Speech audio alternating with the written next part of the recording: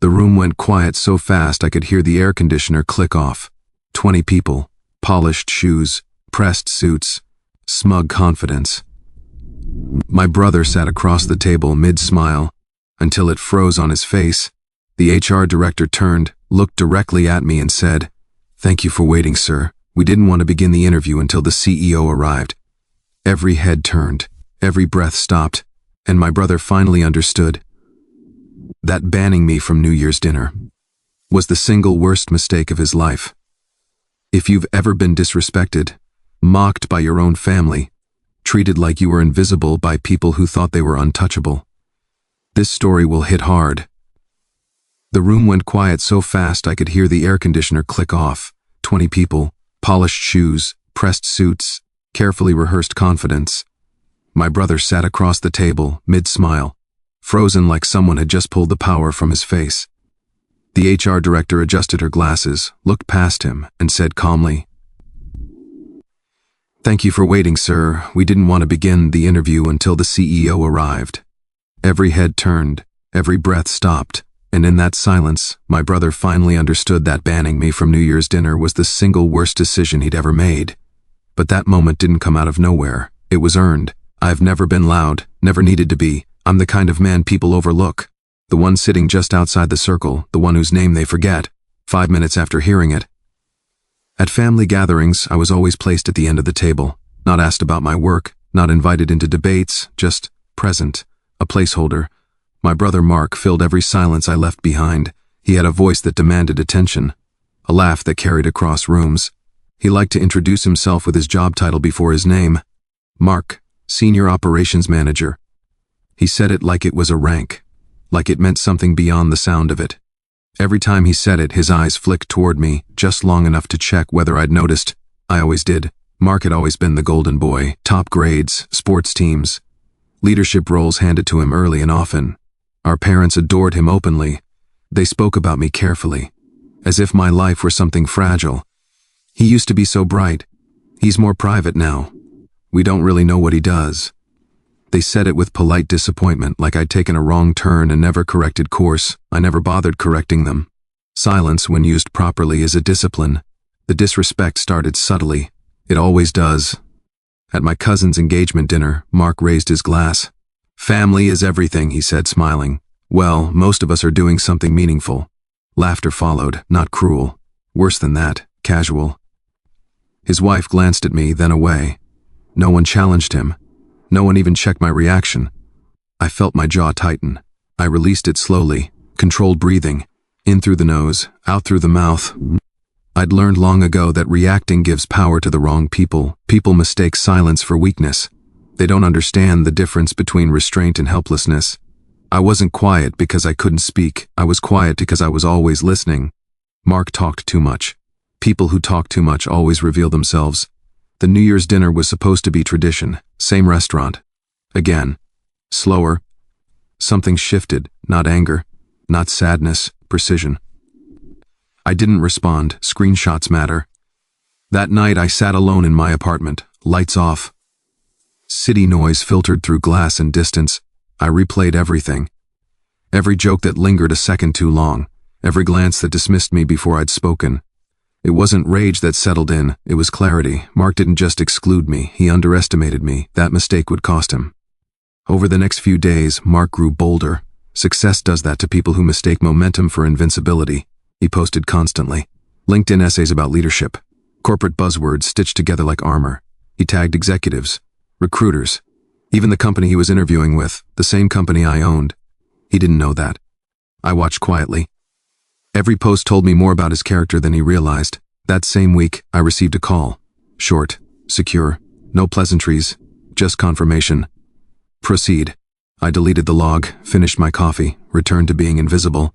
At a small holiday gathering, my aunt asked me, smiling politely, "So, are you still consulting, or is it more of a hobby?"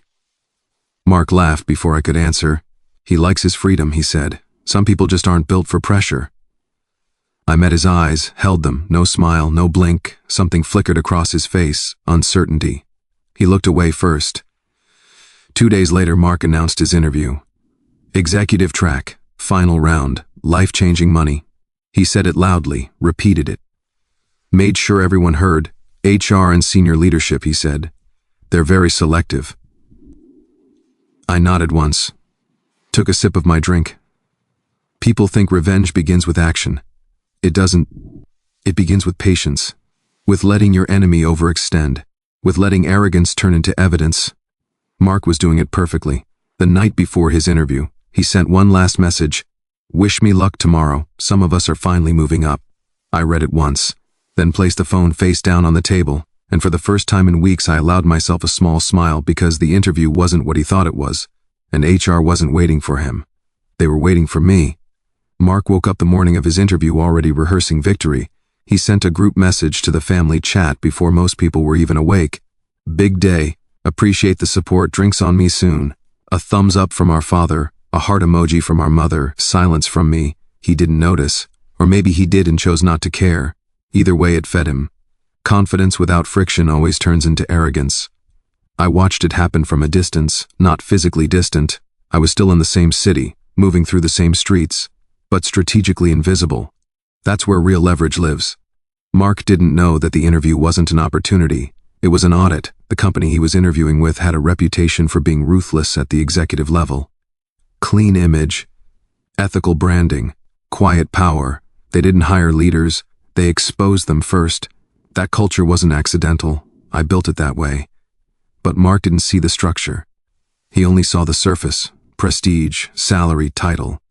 He never bothered to ask why the company cycled executives every 18 months, or why HR interviews lasted longer than board meetings. People like Mark mistake access for acceptance.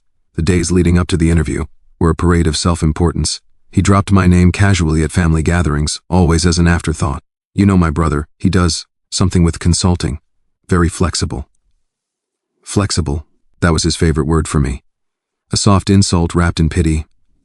At one dinner, he leaned back in his chair and said loudly, honestly, some people just don't have ambition. They're comfortable being small. I felt my jaw tighten again. The same pressure, the same discipline. I kept my eyes on my plate, insid. I cataloged the moment. Tone, witnesses, context. Arrogance leaves fingerprints. What Mark didn't understand was that his interview wasn't about leadership potential. It was about integrity under pressure. And he had been bleeding integrity publicly for months. The HR team had already compiled his digital footprint. His posts, his exaggerations, his inflated role descriptions, his casual disrespect toward less driven people. They noticed patterns. They always do. I never intervened directly. Never sent instructions. Never issued commands. I didn't need to. Systems are more effective than orders. The morning of the interview, I dressed simply. Neutral suit, no tie, no watch that would draw attention. I arrived early, as I always do. The receptionist greeted me by name without checking the schedule. Mark arrived 15 minutes later, visibly energized, adjusting his cuffs, checking his reflection in the glass. He didn't recognize me at first, then he did. His steps slowed, confusion crept into his face, followed quickly by irritation. "What are you doing here?" he asked, lowering his voice. I looked up from my phone calmly. "Waiting. For what?" I held his gaze, neutral. He laughed once, sharp and dismissive. "Don't tell me you applied too," he said. "This is executive level, different room." I didn't correct him. People reveal more when they believe they're right. He straightened his jacket and leaned closer. "Look, I don't know what game you're playing, but this is important to me," he said. "Try not to embarrass yourself." Embarrass myself. I nodded once. That nod did something to him. He didn't like it. It wasn't submissive enough. It wasn't defensive. It was acknowledgement. The HR director appeared in the doorway then. Sharp eyes, calm posture, someone who measured rooms before entering them. She didn't look at Mark.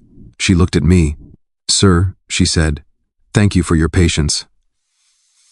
Mark turned, confused. She gestured toward the conference room. "We're ready when you are." Mark opened his mouth, then closed it. I stood past him without touching him and followed her inside. The door closed softly behind us. Mark was left standing alone in the hallway. The interview room wasn't set up the way he expected.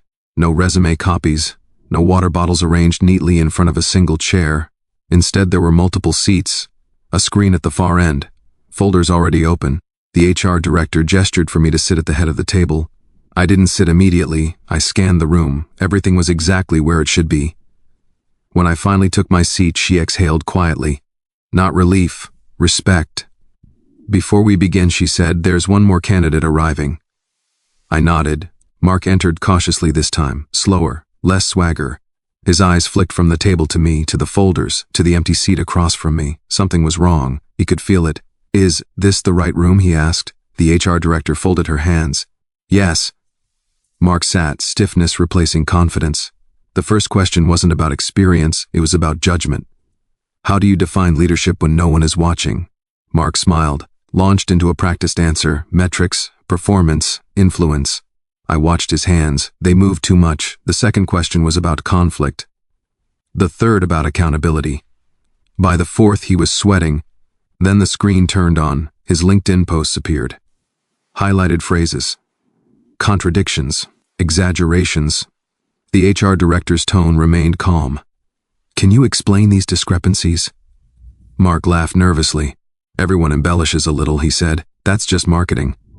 I leaned forward for the first time. No, I said quietly. That's misrepresentation. The word landed heavy. Mark stared at me. Why are you? He started. The HR director cut in. Sir, she said to Mark, this interview is no longer about your qualifications. He paused. It's about whether you understand the consequences of disrespect. Mark's face drained of color. He looked around the room, searching for an ally. There were none. I stood. Thank you for coming, I said evenly. This concludes your interview. Mark's chair scraped back as he stood too quickly. You can't do this, he said, voice cracking. You don't even. I met his eyes. I do, I said. And for the first time in his life, Mark was quiet. He left the room without another word. The door closed behind him. The HR director released a breath she'd been holding. Clean, she said, very clean. I nodded. Outside, Mark sat alone in the lobby, head in his hands. He didn't look up as I passed. I didn't need to say anything. Power doesn't announce itself. It reveals, and this wasn't the end. It was just the moment the illusion finally shattered. Mark didn't speak to me for 3 days after the interview. Neither did anyone else. The family group chat went quiet, in a way that felt unnatural, like a room after a shouting match, where no one knows who should apologize first. I let the silence stretch. Silence does more damage than confrontation ever could. On the 4th day, my mother called.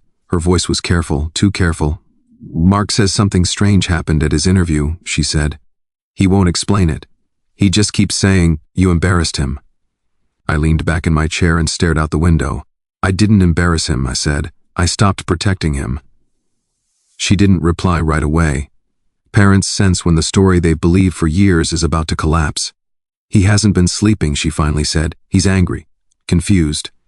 So was I replied calmly, for a long time. That night, Mark showed up at my apartment unannounced. He looked smaller somehow, shoulders tense, eyes rimmed red. The confidence that once carried him had evaporated, leaving behind something brittle. You planned this, he said the moment I opened the door. I didn't invite him in.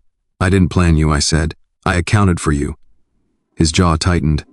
You humiliated me, he snapped, in front of executives. I held his gaze. No, I said quietly. You humiliated yourself in front of reality. He scoffed, but the sound lacked conviction. You think you're better than me now, he said, because you got lucky? Lucky, that word again. I stepped aside and finally let him in. My apartment was sparse. No trophies, no photos, no signs of status. That unsettled him more than luxury ever would have. He paced. What do you even do, he demanded. No one knows. You never say anything. You just sit there acting superior. I watched him carefully. I build systems, I said. The kind that don't need applause. He laughed bitterly. You're lying, he said. You always were. I walked to the desk, opened a drawer, and slid a single folder across the table. He didn't touch it at first. Then he did. Inside were documents. Corporate filings, board resolutions, organizational charts. His name appeared exactly once. Mine appeared everywhere. His hands started shaking. This isn't real, he whispered. It is, I said, and it always was. He sank into the chair. All those years, he said. You let them treat you like that. Yes, I replied, because I was measuring. He looked up at me, eyes wide. You could have stopped me, he said. At any time. I nodded. But you didn't, he said. No, I agreed. I let you reveal who you were. That was the moment something inside him cracked, not anger, recognition. The realization that his success had always depended on an illusion, and that illusion had been standing on my silence. The fallout was swift. Word traveled fast in the circles Mark wanted so desperately to belong to. Interview notes circulated. References were quietly withdrawn. Invitations stopped coming. Executives don't blacklist loudly, they just stop answering. The next family gathering. The dynamic had shifted completely. No one joked, no one interrupted me. My father asked questions instead of making statements. My mother watched Mark carefully, like she was seeing him clearly for the first time. Mark didn't meet my eyes. At one point, my aunt leaned toward me and asked softly, "So what is it that you actually do?" I smiled politely. "I solve problems before they become disasters," I said. That was enough. Mark never recovered the version of himself that relied on being the loudest man in the room. He found work eventually. Lower level, less visibility, no titles and introductions anymore, no speeches. We coexist now. Civility. Distance. He learned something valuable, even if it cost him everything he thought he was. Power doesn't come from dominance. It comes from discipline, from restraint, from knowing exactly when to stop being invisible. And if there's one thing I learned through all of it, it's this. Never mistake silence for weakness. Some people aren't quiet because they're insignificant. They're quiet because they were deciding how much of the truth you can handle. If this story gave you that slow, satisfying rush of justice, if you've ever been underestimated, dismissed, or mocked, like the video, subscribe, and share your story in the comments. Because the quiet ones are listening, and they always remember. The strange thing about power reversal is that it doesn't arrive with celebration. It arrives with distance. Weeks passed after everything came out, and what surprised me most wasn't Mark's silence. It was how quickly people adjusted to the new hierarchy without acknowledging it. That's how you know it's real. No one asks for explanations anymore. They ask for opinions. Cousins who used to ignore me now message quietly, carefully, asking for advice about careers, contracts, decisions they were suddenly unsure about. Not because I demanded respect, because uncertainty makes people seek stability. Mark stopped posting online entirely. His LinkedIn profile remained frozen in time, like a museum exhibit of ambition that never reached its destination. The open to work banner appeared briefly, then disappeared. He didn't want the world to see him asking. That pride cost him months. At one point, he tried to leverage the family again. He told our parents he was considering entrepreneurship, that he wanted to build something independent. Our father nodded enthusiastically, as if hearing echoes of the son he once bragged about. I didn't comment. Later that evening, my father pulled me aside. "You could help him," he said quietly. "You have resources." I looked at him for a long moment. "I already did," I said. "By not stopping him sooner." That answer unsettled him. Good. Growth rarely feels comfortable to the people who avoid it. Mark reached out again months later.